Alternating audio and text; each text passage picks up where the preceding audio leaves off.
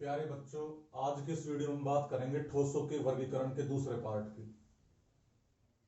तो दूसरा जो ठोस का वर्गीकरण है वो है ठोसों के मध्य उपस्थित आकर्षण बलों के आधार पर वर्गीकरण।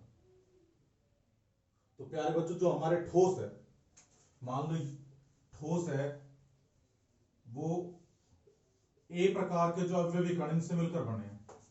तो ये अवयवी कण और ये अवयवी कण दोनों निकट आ रहे हैं, तभी तो ठोस अवस्था में। तो ये निकट क्यों आ रहे हैं?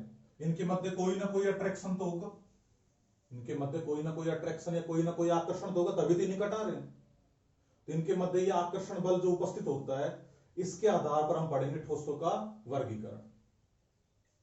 तो इसके आधार पर ठोसों के मध्य उपस्थित आकर्षण बलों के आधार पर जो हमारे ठोस है वो चार प्रकार के होते हैं। पहला होता है आणविक ठोस, दूसरा होता है हमारा आयनिक ठोस, तीसरा धात्विक ठोस और चौथा होता है हमारा सहसंयोजक या नेटवर्क या परमाणविक ठोस। तो सबसे पहले प्यारे बच्चों में बात करता हूं आणविक ठोस की। कौन सा ठोस? आणविक ठोस। देखिए जिस नाम से स्पष्ट है, आणविक ठोस, इसका मतलब क्या है? इसमें जो ये जो ठोस है, इसके जो अवयवी कण है वो क्या होते हैं? अणु होते हैं। क्या होते हैं? अणु। तो आणविक ठोस है, जिन कणों से मिलकर के बना होता है वे कण क्या होते हैं? अणु होते हैं। आणविक ठोस के मध्य दुर्बल वान डर वाल्स बल उपस्थित होते हैं, जैसे हाइड्रोजन बंध हो गया। कौन सा बंध हो गया? हाइड्रोजन बंध। उसके बाद प्रकीर्णन बल हो गया वान डर वाल्स बल में। इसके अलावा द्विध्रुव आकर्षण बल हो गया, द्विध्रुव आकर्षण बल। तो जो आणविक ठोस है, इनको भी हम तीन भागों में बांट सकते हैं। पहला होता है हमारा अध्रुवीय आणविक ठोस, दूसरा ध्रुवीय आणविक ठोस और तीसरा होता है हाइड्रोजन बंध युक्त आणविक ठोस। तो पहले मैं बात करता हूं बच्चों अध्रुवीय आणविक ठोस की। अध्रुवीय आणविक ठोस के उदाहरण आ जाएगा हमारे अति न्यून ताप पर N2 gas, O2 gas, CCl4, xenon, radon और आर्गन। ये सारे किसके उदाहरण है? अध्रुवीय आणविक ठोस के। जो हमारे अध्रुवीय आणविक ठोस है, इनके मध्य दुर्बल वान डर वाल्स बल उपस्थित होते हैं। कैसे होते हैं? दुर्बल वान डर वाल्स बल उपस्थित होते हैं। और अध्रुवीय आणविक ठोस है, इनके सामान्यतः गलनांक और क्वथनांक कैसे होते हैं? बहुत कम होते हैं। देखो होता क्या है, कोई भी जो अणु है उसमें या तो टेम्परेरी या परमानेंट वो एक डाइपोल के समान व्यवहार दर्शाता है। डाइपोल मतलब द्विध्रुव के समान। तो प्रत्येक जो कण है उसमें क्या होता है? या तो परमानेंट या टेम्परेरी। क्या होता है? वो एक डाइपोल या द्विध्रुव होता है। क्या होता है? द्विध्रुव होता है। द्विध्रुव का मतलब देखिए उदाहरण जैसे CO2 हो गया हमारा, ये CO2। अब यहां कहीं कोई पॉजिटिव नेगेटिव चार्ज हमको दिखाई नहीं दे रहा, लेकिन वास्तव में होता क्या है कि इसमें भी दो पोल होते हैं, एक पॉजिटिव और एक नेगेटिव। ऐसे दूसरा जो CO2 होता है, इसमें दो पोल होते हैं, एक पॉजिटिव और एक नेगेटिव। ये स्थायी भी हो सकते हैं और अस्थायी भी हो सकते हैं। इसका नेगेटिव, इसका पॉजिटिव, इन दोनों के मध्य इस प्रकार से क्या आता है? एक अट्रैक्शन या आकर्षण आ जाता है। जब आकर्षण आता है तो दोनों एक दूसरे के निकट आ जाते हैं। और CO2 कौन सी अवस्था में आ जाता है? ठोस अवस्था में आ जाती है CO2 गैस भी। तो ये जो आकर्षण होता है ये स्थायी हो सकता है और अस्थायी, दोनों प्रकार का हो सकता है। तो पेपर में एक बार पूछा गया था राजस्थान RBSC बोर्ड में कि अति न्यून ताप पर N2 गैस है, वो किस प्रकार का ठोस है? तो उदाहरण आता अध्रुवीय आणविक ठोस। तो अति न्यून ताप पर जो हमारी N2 गैस हो कैसी है? अध्रुवीय आणविक ठोस की उदाहरण। दूसरे हमारे होते हैं ध्रुवीय आणविक ठोस। तो जो हमारे ध्रुवीय आणविक ठोस होते हैं, इनमें क्या होता है कि एक स्थायी द्विध्रुव आगुण होता है। देखो जैसे HCl हो गया हमारा, द्विध्रुव के बारे में आप 11th क्लास में पढ़ चुके हो। HCl मान लो, अब इसमें हाइड्रोजन और क्लोरीन वितरण तक इसके जाता है क्लोरीन की, तो ये जो बंध है इसके इलेक्ट्रॉन क्लोरीन की तरफ अधिक आकर्षित होंगे, इसलिए इस पर आ जाएगा नेगेटिव और इस पर क्या आ जाएगा पॉजिटिव। और जिन अणुओं में पॉजिटिव और नेगेटिव दोनों चार्ज होते हैं, ध्रुव कौन कौन से होते हैं, एक पॉजिटिव एक नेगेटिव, तो इसी को हम बोलते हैं द्विध्रुव, मतलब जिसमें दोनों ध्रुव पॉजिटिव और नेगेटिव। तो ऐसे अणु क्या कहलाते हैं, ध्रुवीय अणु। तो एक ध्रुवीय अणु हो गया, इसको द्विध्रुव बोल सकते हैं हम। ऐसे ही दूसरा HCl लिया हमने, इस पर आ गया पॉजिटिव, इस पर आ गया नेगेटिव, तो ये हमारा ध्रुवीय अणु है, तो मैं इसको क्या बोल सकता हूं, द्विध्रुव। ये HCl हमारा कैसा अणु है, ध्रुवीय अणु, तो इसको हम क्या बोल सकते हैं, द्विध्रुव। तो पहले द्विध्रुव और दूसरा द्विध्रुव, ऐसे अनेक आ जाएंगे हमारे। अब इस Cl का नेगेटिव और इस H का पॉजिटिव, इन दोनों के मध्य क्या होता है, अट्रैक्शन होता है, आकर्षण होता है, जिसके कारण ये HCl के दोनों अणु है ये निकट निकट आ जाते हैं, और ये कौन सी अवस्था में जाता है, ठोस अवस्था में। कौन सी अवस्था में जाता है बच्चों, ठोस अवस्था में। तो ये आकर्षण बल कौन सा है, ये ध्रुवीय अणु, इसको द्विध्रुव बोल सकते हैं। ये भी ध्रुवीय अणु, इसको हम क्या बोल सकते हैं, द्विध्रुव। इसको बोलते हैं द्विध्रुव, द्विध्रुव आकर्षण बल। तो जो हमारे ध्रुवीय अणु होते हैं उनमें जो अवयवी कण है ये निकट आते हैं, जैसे ठोस अवस्था में आते हैं, तो कौन से आकर्षण के कारण आते हैं, द्विध्रुव द्विध्रुव आकर्षण बल के कारण। तो इनके मध्य द्विध्रुव द्विध्रुव आकर्षण बल उपस्थित होता है। अच्छा, एक चीज ध्यान रखना, ये विद्युत धारा के कुचालक होते हैं, कौन से, अध्रुवीय आणविक ठोस भी, ध्रुवीय आणविक ठोस भी। क्यों होते हैं विद्युत धारा के कुचालक, सॉरी, क्योंकि इनमें जो, देखो विद्युत धारा के चालन के लिए क्या होना चाहिए, या तो हम बोल दे चार्ज या इलेक्ट्रॉन है, इसका गमन होना चाहिए, या चार्ज है एक स्थान से दूसरे स्थान पर ट्रांसफर होना चाहिए। जब चार्ज एक स्थान से दूसरे स्थान पर जाएगा तभी विद्युत धारा का चालन प्रदर्शित करेंगे। तो यहां जो हमारा HCl है इसमें चार्ज एक जगह पर फिक्स है, ये कहीं आ जा नहीं सकता। ऐसे ये भी जो चार्ज है एक जगह फिक्स है, इसलिए विद्युत धारा कैसे होते हैं, कुचालक होते हैं। उसके बाद में तीसरे हमारे होते हैं हाइड्रोजन बंध युक्त आणविक ठोस, जिसका उदाहरण आ जाएगा HF, H2O, CH3, COOH और NH3। देखो इनमें क्या होता है, देखो जिस नाम से स्पष्ट है, हाइड्रोजन बंध युक्त आणविक ठोस। तो इनमें क्या होता है, इनमें हाइड्रोजन बंध उपस्थित होता है। कौन सा बंध उपस्थित होता है, हाइड्रोजन बंध। हाइड्रोजन बंध की चर्चा हम 11th क्लास में कर चुके हैं।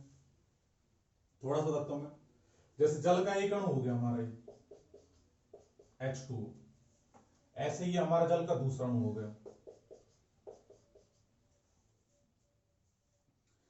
तो जल के में होता क्या है कि ऑक्सीजन और हाइड्रोजन में से ऑक्सीजन है, इसकी वितरणता बहुत ज्यादा होती है, इसलिए ये जो ऑक्सीजन है इस बंध के इलेक्ट्रॉनों को अपनी तरफ बहुत तीव्रता से खींचता है, जिसके कारण इस ऑक्सीजन पर आ जाता है आंशिक ऋणावेश और इस पर आंशिक धनावेश। ऐसा ही इसमें होता है, इस ऑक्सीजन पर आंशिक ऋणावेश, इस हाइड्रोजन पर आंशिक धनावेश। इस ऑक्सीजन की इलेक्ट्रॉन खींचने की अत्यधिक क्षमता के कारण ये जो हाइड्रोजन परमाणु है इस पर इलेक्ट्रॉन की बहुत अधिक कमी हो जाती है। तो ये करता क्या है, ये जो दूसरा जो जल का अणु है इसके ऑक्सीजन परमाणु पर नेगेटिव चार्ज है, इसके साथ में एक बॉन्ड बना लेता है, तो बंध बना ले इसके साथ में। तो एक अणु का जो हाइड्रोजन परमाणु है उसने दूसरे अणु के ऑक्सीजन परमाणु के साथ में बंध बना लिया, और ये जो बंध हमारा बना है बच्चों, ये क्या कहलाता है, हाइड्रोजन बंध। कौन सा बंध कहलाता है, हाइड्रोजन बंध। जिसके कारण क्या होता है, जल के जो अणु है वो बिल्कुल पास पास आ जाते हैं, तो जिसके कारण इसको थोड़ा सा हम इसकी अगर उसमें ऊर्जा का मान कम कर दे, इसको थोड़ा सा ठंडा कर दे, तो ये कौन सी अवस्था में आ जाता है, ठोस अवस्था में। और जो बर्फ है, हमने देखा कि बर्फ है उसके मध्य हाइड्रोजन बंध बहुत अधिक प्रबल होता है। या हम ये कहें कि जो हमारा अध्रुवीय आणविक ठोस और ध्रुवीय आणविक ठोस है, इनकी तुलना में जो हमारे हाइड्रोजन बंध युक्त ठोस है इनके मध्य आकर्षण बल बहुत अधिक होता है। जिसके कारण बर्फ का जो टुकड़ा है वो आसानी से नहीं टूटता। क्यों नहीं टूटता? क्योंकि इसके मध्य एक मजबूत हाइड्रोजन बंध उपस्थित होता है। हालांकि अन्य जो बंध है, आयनिक बंध, धात्विक बंध और सहसंयोजक बंध की तुलना में तो ये बहुत कमजोर होता है, लेकिन अध्रुवीय और ध्रुवीय आणविक ठोस में जो बंध उपस्थित होते हैं या जो बल उपस्थित होता है उनकी तुलना में बहुत अधिक मजबूत होता है। तो इस प्रकार से ये जो जल के अणु ये निकट आ जाते हैं और कौन से अवस्था में परिवर्तित हो जाते हैं? ठोस अवस्था में। और हाइड्रोजन बंध सामान्यतः जो हाइड्रोजन है उसके साथ में फोन बनाते हैं।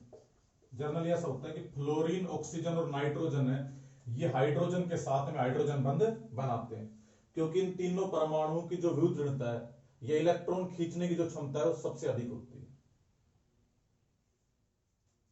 उसके बाद में दूसरे प्रकार के हमारे ठोस आते हैं आयनिक ठोस। तो पहला हमने पढ़ा आणविक ठोस। तो आणविक ठोस में नाम से स्पष्ट था कि इनमें अवयवी कण क्या थे? अणु थे। तीन प्रकार के थे ये, अध्रुवीय आणविक ठोस, ध्रुवीय आणविक ठोस और तीसरे हाइड्रोजन बंध युक्त आणविक ठोस।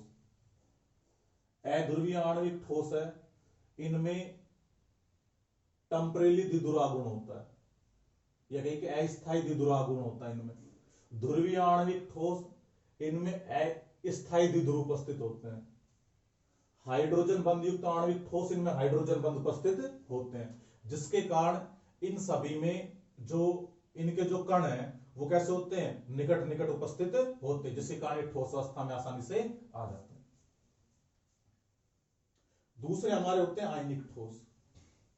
देखो आयनिक ठोस एक उदाहरण द्वारा समझे, जैसे NaCl हो गया, हमारा KCl हो गया, MgCl2 हो गया, ये किसके उदाहरण है? आयनिक ठोस के। तो आयनिक ठोस में क्या होता है?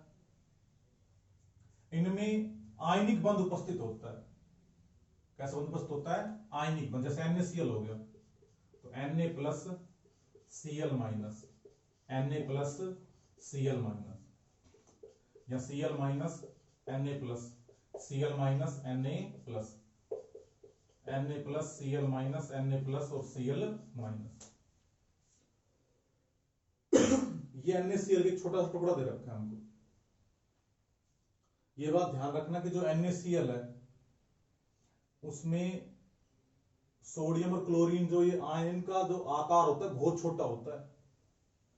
जो हमको एक नमक का एक छोटा सा टुकड़ा जो हमको दिखाई देता है, उसमें लाखों करोड़ों पार्टिकल होते हैं, लाखों करोड़ों कण होते हैं, तब जाकर तो हमको दिखाई देता है।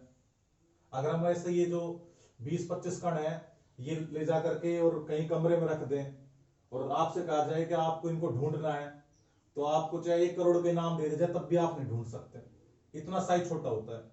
मैं तो क्या कहता हूं, ये सूक्ष्मदर्शी द्वारा भी आसानी से नहीं दिखाई देंगे आपको, इतना छोटा आकार होता है इनका। जब लाखों करोड़ों कण इनके मिलते हैं तब जाकर सोडियम का एक छोटा सा टुकड़ा जो हमको एक कण जो हमको दिखाई देता है वो बनता है। तो ये NaCl हो गया। अब इसमें होता क्या है, इस Na का पॉजिटिव और एक Cl का, इस Cl का नेगेटिव, इन दोनों के मध्य क्या होता है? अट्रैक्शन होता है। ऐसे इसका पॉजिटिव, इसका नेगेटिव। एक जो Cl माइनस आयन है इसके चारों तरफ जितने भी Na प्लस आयन है इन सभी को अपनी तरफ अट्रैक्ट करता है, आकर्षित करता है। और एक Na प्लस इसके चारों तरफ उपस्थित Cl माइनस आयन इनको अपनी तरफ आकर्षित करता है। जितने भी Cl माइनस इन सभी को अपनी तरफ आकर्षित करता है। इनके मध्य एक मजबूत कौन सा बंध होता है? आयनिक बंध होता है। ये बनता कैसे? इलेक्ट्रॉनों के ट्रांसफर से, इलेक्ट्रॉन के आदान प्रदान द्वारा कौन सा बंध बनता है? आयनिक बंध बनता है। जो कैसे बनता है? सोडियम है 11 नंबर पर आता है, तो पहले कोष में 2 इलेक्ट्रॉन, दूसरे में 8 और तीसरे में 1 इलेक्ट्रॉन। तो सोडियम क्या करता है? 1 इलेक्ट्रॉन त्याग देता है और अष्टक पूरा कर लेता है, 8 इलेक्ट्रॉन जाते इसके बाह्यतम कोष में। अब Na ने जब 1 इलेक्ट्रॉन त्यागा तो Na पर क्या जाएगा? प्लस, मतलब 1 इलेक्ट्रॉन कम ही होगा, उसने कितना इलेक्ट्रॉन त्याग दिया? 1 इलेक्ट्रॉन। तो सोडियम है, इसने 1 इलेक्ट्रॉन त्याग करके Na प्लस में चेंज हो गया। Cl है क्लोरीन, ये आता है हमारा 17 नंबर पर। पहले कोष में 2 इलेक्ट्रॉन, दूसरे में 8 और तीसरे में 7। ये क्लोरीन क्या करता है? जो सोडियम ने 1 इलेक्ट्रॉन त्यागा है इसको ग्रहण कर लेता है, तो ये Cl हो गया। प्लस में इसने 1 इलेक्ट्रॉन ग्रहण की किस्म चेंज हो गया Cl माइनस में। तो Na का प्लस और Cl का माइनस, तब जाकर बनता है हमारा NaCl। तो NaCl इसमें इलेक्ट्रॉनों का ट्रांसफर होता है, जिसके कारण एक मजबूत आयनिक बंध का निर्माण होता है। अब ध्यान से देखना, ये जो हमारा NaCl है, इसमें सोडियम और क्लोरीन के मध्य अट्रैक्शन हो गया, इसलिए कौन सी अवस्था में आ गए? ठोस अवस्था में। प्रत्येक सोडियम आयन है वो अपने चारों तरफ उपस्थित क्लोरीन आयनों को अपनी तरफ आकर्षित करता है, और प्रत्येक क्लोरीन आयन है अपने चारों तरफ उपस्थित सोडियम आयनों को आकर्षित करता है, जिससे हमारा बनता है NaCl। अच्छा, एक चीज और नोटिस करने की, यहां पर जो चार्ज है कहीं कोई गति कर सकता है? नहीं कर सकता। देखो अपनी जगह पर फिक्स है, Na+ और Cl- है, ये आयनिक बंध द्वारा जुड़े हुए हैं। ऐसे ये दोनों आयनिक बंध द्वारा जुड़े हुए, सारे किसके द्वारा जुड़े हुए हैं? आयनिक बंध के द्वारा। मतलब क्या है, जो चार्ज है वो अपनी जगह पर क्या है? फिक्स है, गति नहीं कर सकता चार्ज। जब चार्ज है या आवेश है वो एक स्थान से दूसरे स्थान तक नहीं जा सकता, तो विद्युत धारा के कैसे होते हैं? कुचालक। तो एक बात नोट करने की कि जो हमारे आयनिक ठोस होते हैं वो विद्युत धारा कैसे होते हैं? कुचालक होते हैं। और क्यों होते हैं कुचालक? क्योंकि इनमें जो आयन है अपनी जगह पर स्थिर रहते हैं। अच्छा, एक बात और नोट करने की, आयनिक ठोस है, केवल ठोस अवस्था में विद्युत धारा के कुचालक होते हैं, या ठोस अवस्था में विद्युत धारा का चालन नहीं करते। अगर हम इसको क्या कर दें? पिघला दें। क्या कर दें? पिघला दें। या तो हम इसको, या फिर इनकी जलीय अवस्था ले लें,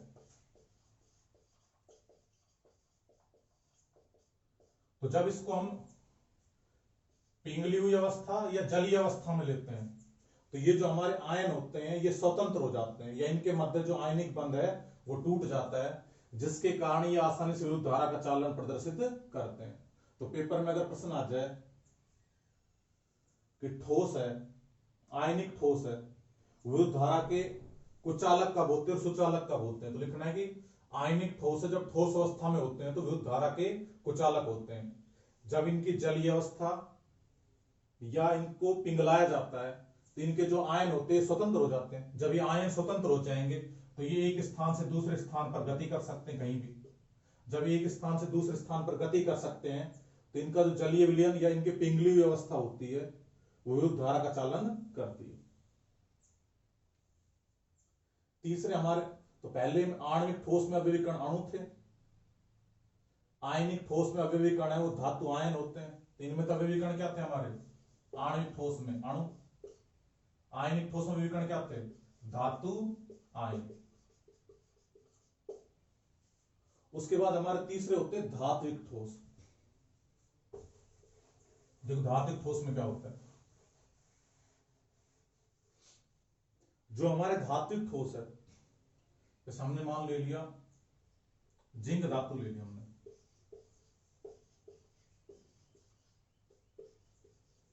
देखो धातु की परिभाषा क्या है?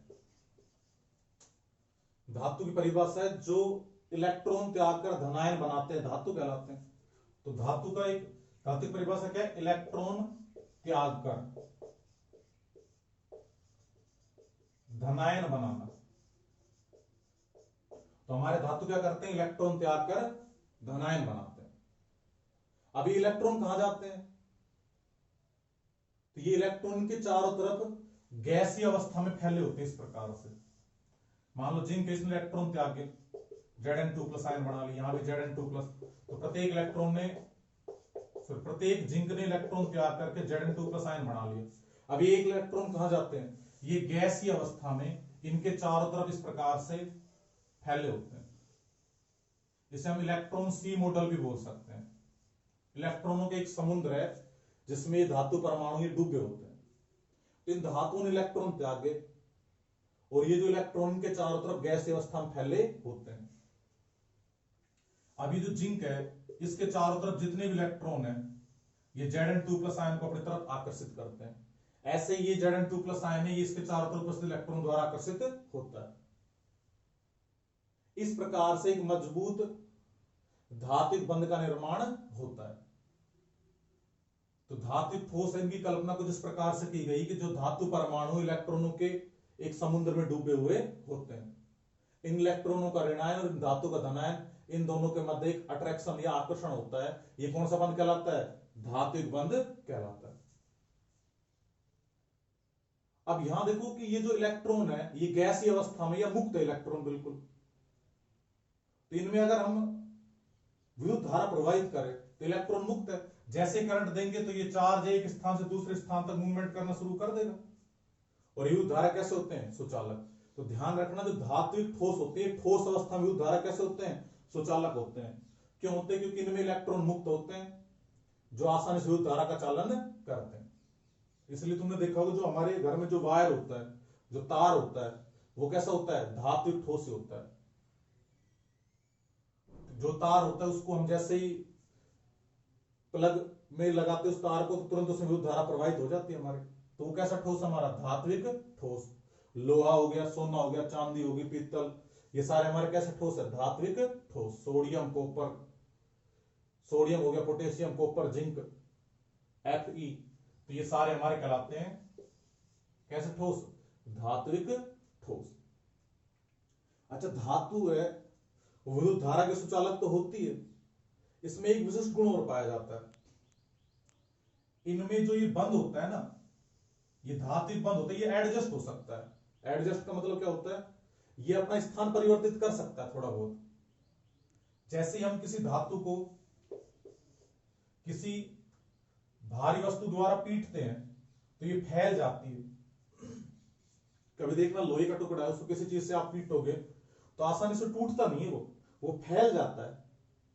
चांदी ले लिया, सोना ले लिया, उसको अगर हम पीटेंगे तो वो आसानी से टूटेगा नहीं, क्या हो जाता है? फैल जाता है। तो आंसर क्यों फैल जाता है वो? तो इनमें क्या होता है, ये जो धात्विक बंध होता है, यही जो इलेक्ट्रॉन सी मॉडल होता है, ये अपना स्थान परिवर्तित कर सकता है, ये अपने आप इस प्रकार से एडजस्ट कर सकता है कि नए वातावरण में ढल सके।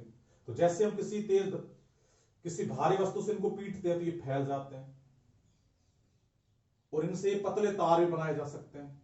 1 किलो चांदी से ही हम 18 किलोमीटर लंबा तार बना सकते हैं। तो ये इनका गुण कहलाता है तन्यता का।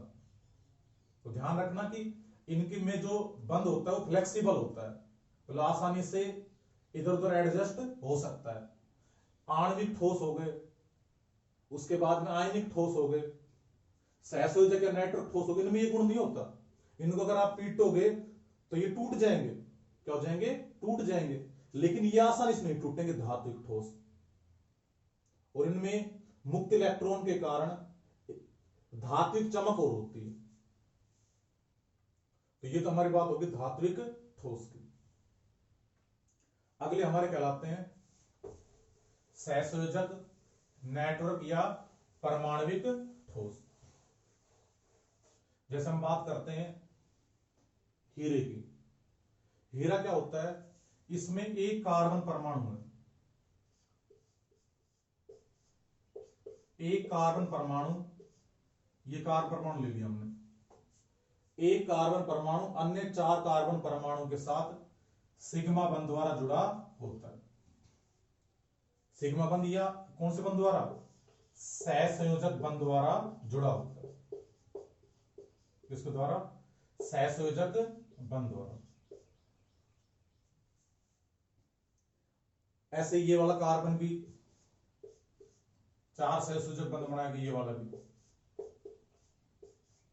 इस प्रकार से प्रत्येक कार्बन है वो कितने सहसंयोजक बंध बनाता है? 4 सहसंयोजक बंध द्वारा जुड़ा होता है।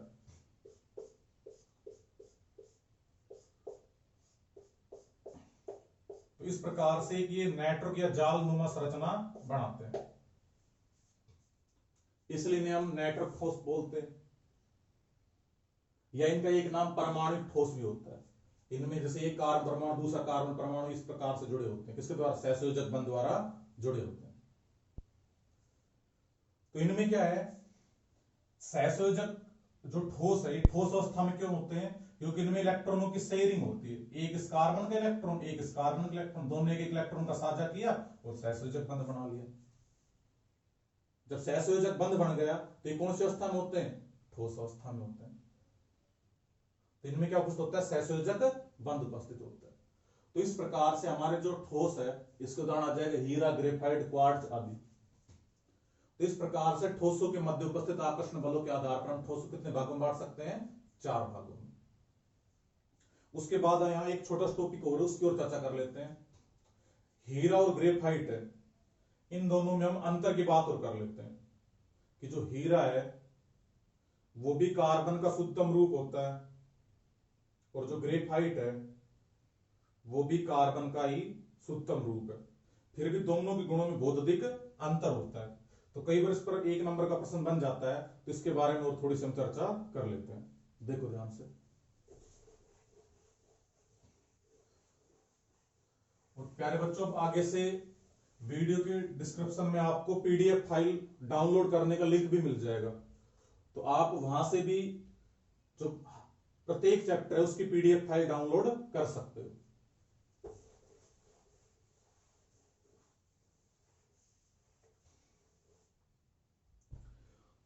एक तो हमारा प्यारे बच्चों हो गया हीरा और एक है ग्रेफाइट। तो हम बात कर रहे हैं हीरे और ग्रेफाइट में अंतर की। तो पहले मैं हीरे की बात करता हूं। जो हमारा हीरा होता है उसमें एक कार्बन परमाणु है, वो 4 अन्य कार्बन परमाणुओं के साथ में सिग्मा बंध द्वारा जुड़ा होता है। एक कार्बन परमाणु है वो चतुष्फलकीय रूप से 4 अन्य कार्बन परमाणु के साथ में जुड़ा होता है। तो जैसे ये हमारे एक कार्बन हो गया, तो ये कितने कार्बन के साथ में जुड़ा होगा? 4 कार्बन के साथ में।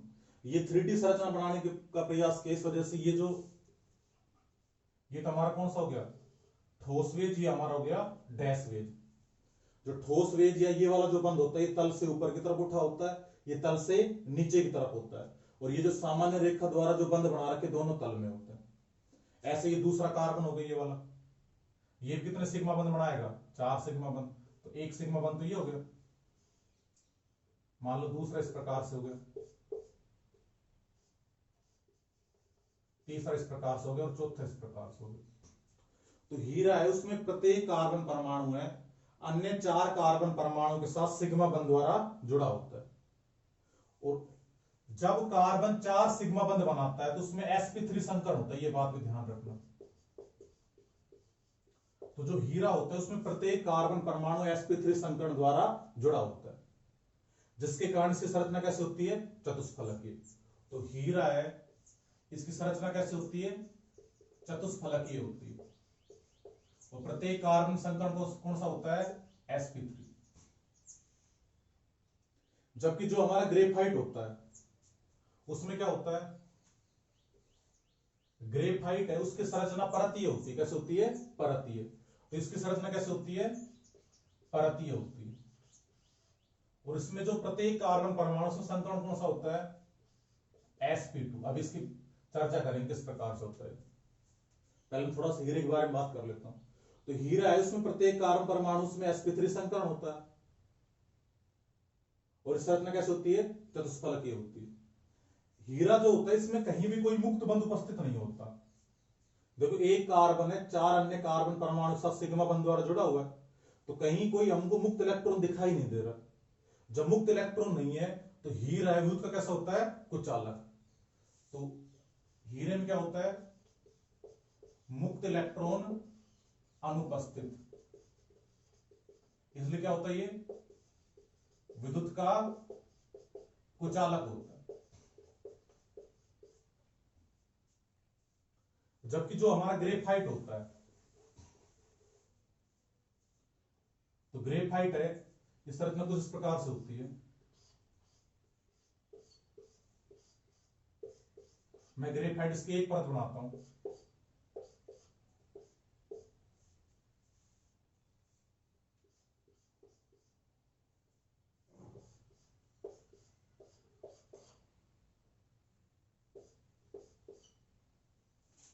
ऐसे आप नीचे की तरफ बना सकते हो।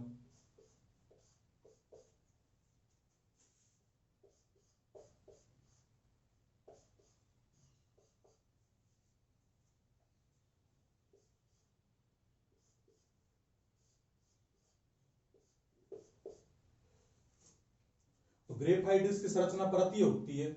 इसकी मैंने एक परत बनाई है केवल। अगर इस परत को हम ध्यान से देखें तो देखो इसमें एक कार्बन परमाणु, जैसे ये कार्बन परमाणु हो गया, ये कितने सिग्मा बंध बना रहा है? 1 सिग्मा, 2 सिग्मा और 3 सिग्मा, और ये कैसा बंध बनाता है? पाई बंध। और हमने संकरण वाले चैप्टर में पढ़ा है कि जो संकरण उसमें केवल सिग्मा बंध को हम काउंट करते, पाई बंध को हम काउंट नहीं करते। तो यहां कार्बन कितने सिग्मा बंध बना रहा है? 3। तो कार्बन के संदर्भ में कार्बन के संदर्भ में यह बात बिल्कुल सत्य है कि कार्बन अगर 2 सिग्मा बंध बनाए तो उसमें sp संकरण होता है। अगर कार्बन 3 सिग्मा बंध बनाए तो उसमें sp2 संकरण होता है। और कार्बन यदि 4 सिग्मा बंध बनाए तो उसमें sp3 संकरण होता है। तो यहां कार्बन कितने सिग्मा बंध बना रहा है? 1 2 3। तो इस कार्बन कौन संकरण होगा? sp2 संकरण। तो ग्रेफाइट इसमें प्रत्येक कार्बन परमाणु sp2 संकरण युक्त होता है। और इसकी संरचना कैसी होती है? परतीय। ये मैंने इसकी एक परत बनाई है।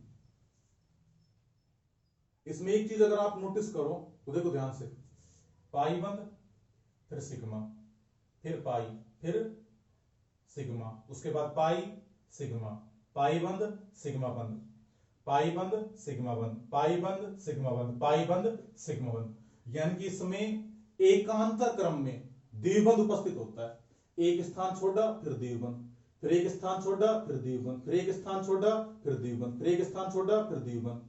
तो इस प्रकार से इसमें एकांतर क्रम में द्विबंध उपस्थित होता है। इसको हम बोलते हैं संयुग्मित द्विबंध। तो इसमें कैसा द्विबंध होता है? संयुग्मित द्विबंध होता है। कॉन्जुगेटेड सिस्टम, संयुग्मित द्विबंध। जब इसमें संयुग्मित द्विबंध होता है तो ये अनुनाद शो करता है। इसके बारे में आप आगे के चैप्टर में पढ़ोगे, ऑर्गेनिक केमिस्ट्री में 11th में थोड़ी बहुत मैंने चर्चा की थी इसके बारे में। तो होता क्या है कि इसमें जो ये पाई इलेक्ट्रॉन, इनका विस्थानीकरण होता है। विस्थानीकरण का मतलब क्या है? ये अपना स्थान परिवर्तित करते हैं। बस मान लो ये द्विबंध है, ये यहां पर आ जाए, ये वाला द्विबंध यहां आ गया, ये द्विबंध है यहां आ गया, ये वाला द्विबंध यहां आ गया, ये वाला द्विबंध यहां पर आ गया, ये द्विबंध यहां पर आ गया, ये द्विबंध यहां पर आ गया। तो ये जो द्विबंध है ये कैसे होते हैं? डीलोकेलाइज। डीलोकेलाइज का मतलब क्या होता है? विस्थानीकृत। विस्थानीकृत, विस्थानीकृत। विस्थानीकृत का मतलब होता है कि ये जो द्विबंध होते हैं ये अपना स्थान परिवर्तित करते हैं। और जब ये स्थान परिवर्तित कर रहे हैं मतलब इलेक्ट्रॉन है वो रिंग के अंदर घूम रहा है, या चार्ज है वो एक स्थान से दूसरे स्थान पर जा रहा है। बंद है, बंद में क्या होता है? इलेक्ट्रॉन। इलेक्ट्रॉन इसका मूवमेंट हो रहा है या ट्रांसफर हो रहा है इलेक्ट्रॉन का। जब इलेक्ट्रॉन एक स्थान से दूसरे स्थान तक जा रहे हैं तो ये जो ग्रेफाइट होता है ये युद्ध का कैसा होता है? सुचालक। तो इनमें क्या होता है? पाई इलेक्ट्रॉन के विस्थानीकरण के कारण विद्युत का सुचालक होता है। अच्छा, ये बात ध्यान रखना, जो हमारा हीरा है उसकी संरचना कैसे थी? चतुष्फलकीय। जबकि ग्रेफाइट की संरचना कैसे होती है? परतीय होती है। ये मैंने एक परत बनाई, देखो ये हमारी, मान लो हमने ये कॉपी ले लिया हमने। अब ये कॉपी बनी कैसे? ये पन्नों की जो लेयर है, मान लो ये पहली परत होगी, इस प्रकार से ये दूसरी हो गई। देखो ये पहली परत होगी हमारी, ऐसे ये दूसरी परत, फिर तीसरी परत, ये चौथी परत, ये पांचवी परत, ऐसे अनेक परतें जब जुड़ती जाती है तब जाकर हमारा क्या बनता है? ग्रेफाइट बनता है। तो ग्रेफाइट की संरचना कैसे होती है? परतीय संरचना। मैंने यहां पर केवल एक परत बनाई है, तो ये क्या हमारी ग्रेफाइट की एक परत है। तो मान लो इस प्रकार से हमारी ये हो गई ग्रेफाइट की एक परत। ऐसे यहां पर इसकी दूसरी परत आ जाएगी, ये दूसरी परत होगी इसकी। ऐसे ही तीसरी परत। तो इस प्रकार से ये जो परतें होती है ये एक दूसरे पर इस प्रकार से, तो पहली परत, दूसरी, फिर तीसरी, तो ये जो परतें होती हैं ये सारी मिलकर क्या बनाती है, ग्रेफाइट बनाती है। अब देखो हमारे दिमाग में एक प्रश्न उठता है कि जो हीरा है उसमें प्रत्येक कार्बन परमाणु है वो एकल बंध बना रहा है। देखो ये सिग्मा बंध, सिग्मा बंध, सिग्मा बंध, सिग्मा बंध, तो यहां एकल बंध है और यहां क्या उपस्थित है, द्विबंध उपस्थित है।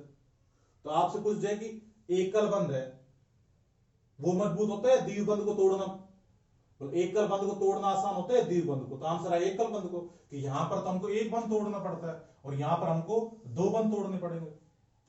जब ये इनमें मजबूत बंधन है तो फिर जो हीरा है वो तो हमारा मुलायम और चिकना होना चाहिए। हीरा कैसा होना चाहिए, मुलायम और चिकना, बल्कि होता क्या है, बोधि कैसा होता है, मजबूत। जबकि ग्रेफाइट कैसा होता है, मुलायम और चिकना। और ग्रेफाइट हमने देखा होगा कि जो हमारी पेंसिल होती है उसमें जो रोड लगी होती है वो ग्रेफाइट की होती है। तो फिर ये मुलायम और चिकना कैसे हो गया और ये मजबूत कैसे होता है, तो इसका आंसर है कि जो हीरा होता है उसमें तो प्रत्येक कार्बन परमाणु एकल बंध द्वारा जुड़ा होता है, ये बंध बहुत अधिक मजबूत होता है। जबकि जो ग्रेफाइट होता है इसमें एक परत है, ये एक परत होगी, मान लो ये एक परत होगी इसकी, ऐसे ये दूसरी परत आ गई, ये तीसरी परत आ गई। तो जो हमारी ये जो पहली परत है इसमें द्विबंध है, लेकिन पहली परत और दूसरी परत के मध्य तो कोई खास आकर्षण नहीं। भाई ये पहली लेयर, एक लेयर बनाई है मैंने, ऐसे दूसरी लेयर होगी, ऐसे तीसरी लेयर, तो पहली और दूसरी जो परत इनके मध्य कोई विशेष आकर्षण नहीं होता। जब इनके मध्य कोई विशेष आकर्षण नहीं होगा तो ये आसानी से क्या हो सकती है, एक दूसरे पर फिसल सकती है, जिससे कारण कैसा होता है, मुलायम और चिकना होता है। तो इस प्रकार से अगर आपसे हीरे और ग्रेफाइट में अंतर पूछ ले तो तीन अंतर आप बता सकते हो इस प्रकार से। तो प्यारे बच्चों, उम्मीद कर रहा हूं कि आपको पढ़ाई बहुत अच्छे तरीके से समझ में आ रही होगी। आप एक छोटा सा काम और किया करो, आप वीडियो बहुत कम देख रहे हो तो इनको पूरा देखो, क्योंकि ये जो कोविड-19 बीमारी बहुत लंबी चलने वाली है, तो बाद में हमारे सामने बहुत अधिक परेशानी आ सकती है। इसलिए आप सभी बच्चों से अनुरोध है कि आपको जो होमवर्क रोजाना दिया जा रहा है उसको आप समय पर पूरा करें, ताकि बाद में कोई परेशानी का सामना नहीं करना पड़े। क्योंकि अब तो क्या है कि हम मौज मस्ती में समय बेकार कर देंगे, लेकिन जब पेपर नजदीक आएंगे तो दिमाग में बहुत ज्यादा तनाव रहेगा। तो ये तनाव ना हो, इसलिए जरूरी है कि आप जो काम आपको रोजाना दिया जा रहा है उसे उसी समय पर पूरा करें। बाद में बहुत ज्यादा होमवर्क जुड़ जाएगा और फिर हर सब्जेक्ट का आपके दिमाग पर प्रेशर आएगा। तो इसलिए आप रोजाना 3 से 4 घंटे तो पढ़े ही पढ़े इन चीजों को। धन्यवाद।